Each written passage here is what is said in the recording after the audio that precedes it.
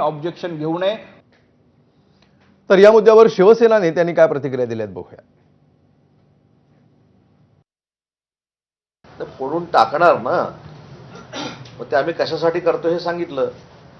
त्यांना चुकीचं ब्रीफिंग झालं असेल म्हणून कदाचित त्यांचं असं म्हणणं असेल।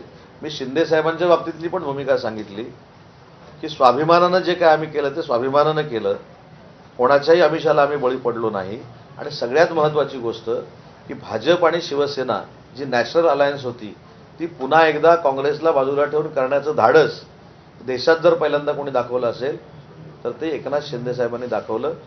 राज ठाकरे साहेबांनी जर जी आर पाहिला असता तर ही गड किल्ल्यांच्या पायथ्याशी आपण ही सगळी नमो पर्यटन केंद्र सुरू करतोय।